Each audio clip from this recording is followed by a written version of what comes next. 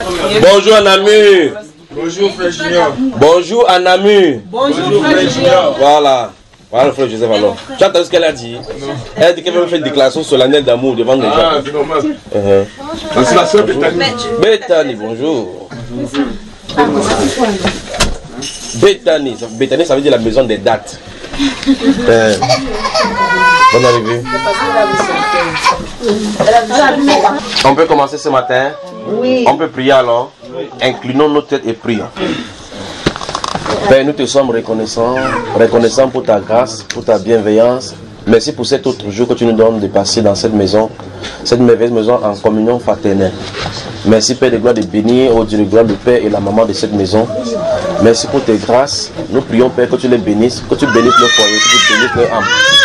Bénis les Père de gloire dans le nom précieux du Seigneur Jésus.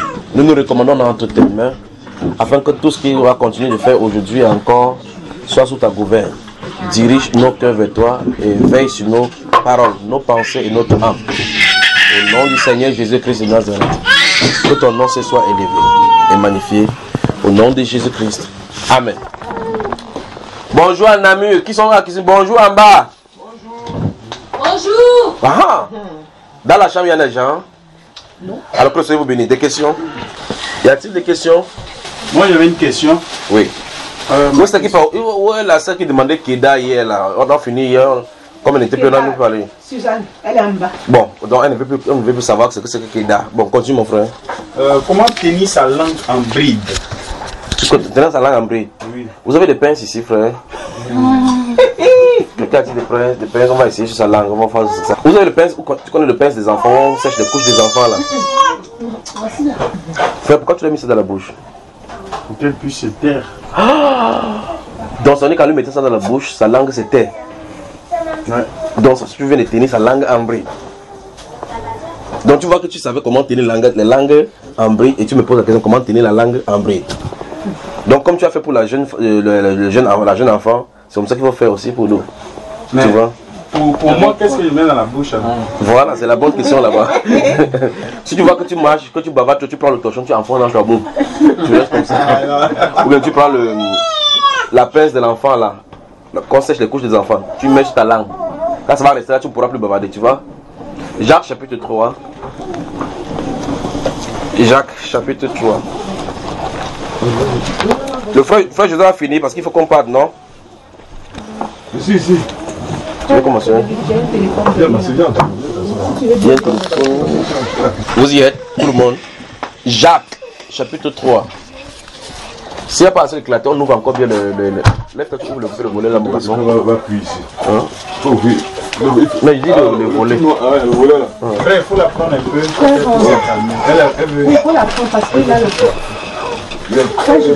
Aurélie. Voilà, c'est bon. Aurélie. Éclaté. Viens prendre ta soeur, pardon. Pour aller en bas. Voilà. Alors, si vous êtes dans Jean chapitre 3, je vais lire à partir du verset 1. Mes frères, qu'il n'y ait pas parmi vous un grand nombre de personnes qui se mettent à enseigner, puisse la génération puisse entendre ceci. Car vous savez que nous serons jugés plus sévèrement. Oh, nous si, c'est pour qui? Nous les chrétiens. Non. Pour les enseignants. Ceux qui enseignent, voilà. Vous voyez? Et la personne qui écrit comme ça, c'est un enseignant. Et il dit comme ça, il s'inclut. Nous serons jugés plus sévèrement. Nous bronchons tous de plusieurs manières. Si quelqu'un ne bronche point en parole, c'est un homme parfait, capable de tenir tout son corps en bride. Tu vois cela? Donc là, en bride, ça veut dire que maîtriser son corps. Tu vois cela? Si nous mettons le mort dans la bouche des cheveux pour qu'ils nous obéissent, nous dirigeons aussi leur corps tout entier. Effectivement, quand vous voyez les cheveux, quand on monte, ces choses-là qu'on met au-dessus d'eux, celui qui monte derrière les cheveux, avec ça, il tient cela entre les mains, il dit tiens, le cheval court. Or, le cheval est tellement fort, on dirige seulement avec la chose qu'on a mis sur sa langue, sur sa bouche. Maintenant, voici, verset 4, voici même les navires qui sont si grands et que poussent les vents impétueux, sont dirigés par un très petit gouvernail au gré du pilote. Et vous voyez, le pilote, il peut tourner ça avec son doigt comme ça. Le grand navire va dans une direction et une autre. Vous voyez? Verset 5. De même. Maintenant, ça veut dire qu'il vient de faire une comparaison entre le gouvernail et le grand navire avec la petite langue et toute notre grande vie. De même, la langue. est un petit membre et elle se vante de grandes choses. Voici comme un petit feu peut embraser une grande forêt. Quoique, la langue aussi est un feu. C'est le monde de l'iniquité. C'est terrible, hein? La langue est placée parmi nos membres, souillant tout le corps et enflammant le cours de la vie, étant elle-même enflammée par la géhenne. Donc en fait, comme les gens disent souvent que l'enfer c'est sur la terre, c'est même pas sur la terre, c'est dans la bouche. Tu vois ça, frère? Et quelqu'un te dit que je t'insulte comme ça, on te vend même à 1 euro, on ne t'achète pas. Tu comprends ce que ça veut dire? Toutes les espèces de bêtes et d'oiseaux, de reptiles et d'animaux marins sont domptés et ont été domptés par la nature humaine. Mais la langue, maintenant écoutez très attentivement, aucun homme ne peut la dompter. Ça veut dire que d'après ce verset, c'est impossible de dompter sa langue. Pas vrai, frère? N'est-ce pas, frère? Voilà. C'est un mal qu'on ne peut réprimer. Ça veut dire qu'en réalité, il y a un mal dans l'homme qu'on ne peut pas résoudre. C'est une équation insoluble. Elle est pleine d'un venin mortel. Par elle, nous bénissons le Seigneur notre Père, et par elle, nous maudissons les hommes faits à l'image de Dieu. De la même bouche sortent la bénédiction et la malédiction. Puis il dit, il ne faut pas, mes frères, qu'il en soit ainsi. Comment il peut dire une chose et là, ici il dit qu'il ne faut pas que puisqu'on ne peut pas réprimer ça. Donc tu vas toujours maudire, puis bénir Dieu.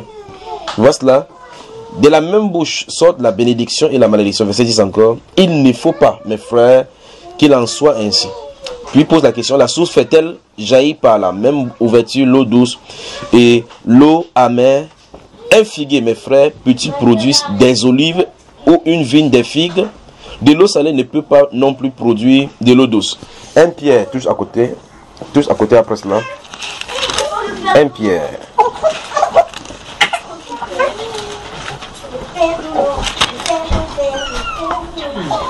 Chapitre 3 encore. 1 Pierre chapitre 3. Nous sommes dans Jacques chapitre 3. Maintenant 1 Pierre chapitre 3. Maintenant regardons à partir du verset 10. Suivez très attentivement. À partir du verset 10. Vous y peux y aller. Si quelqu'un en effet veut aimer la vie et voir des jours heureux, qu'il préserve sa langue du mal et ses lèvres des paroles trompeuses, qu'il s'éloigne du mal et fasse le bien, qu'il recherche la paix et la poursuive, car les yeux du Seigneur sont sur les justes et ses oreilles sont attentives à leurs prières. Maintenant, nous avons un dilemme ici maintenant. Jacques vient de dire que cette langue-là, aucun homme ne peut maîtriser cette situation-là.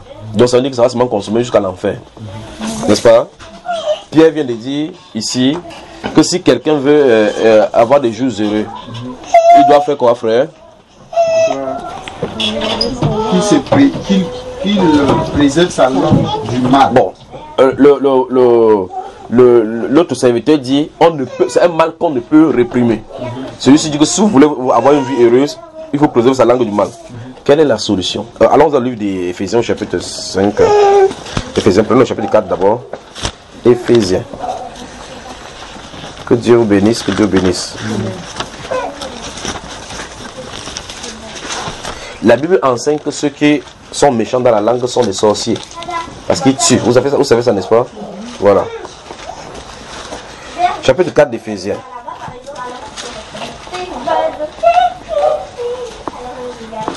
Éphésiens chapitre 4, le verset 29. Regardez.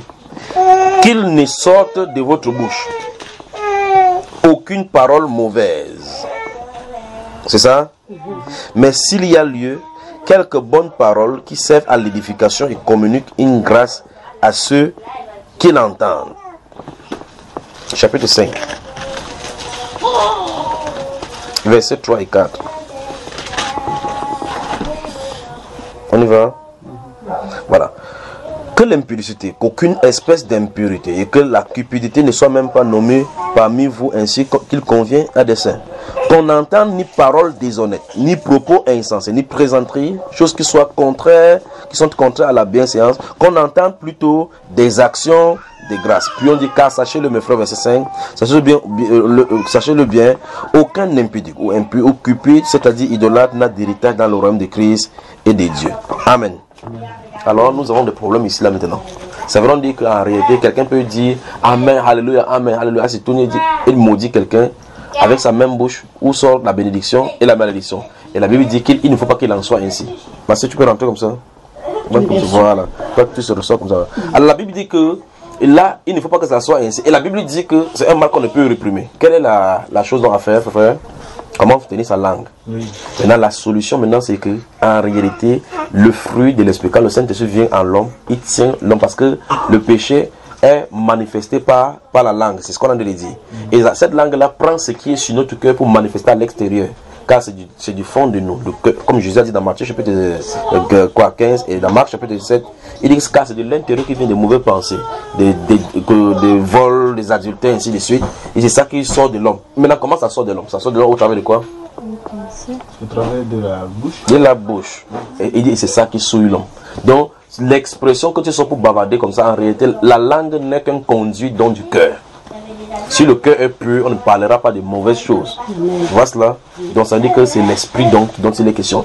La résolution donc pour ne pas avoir des langues mauvaises et des langues qui pêchent pour envoyer en enfer, c'est quoi, frère? Il faut que le cœur soit nettoyé. Amen.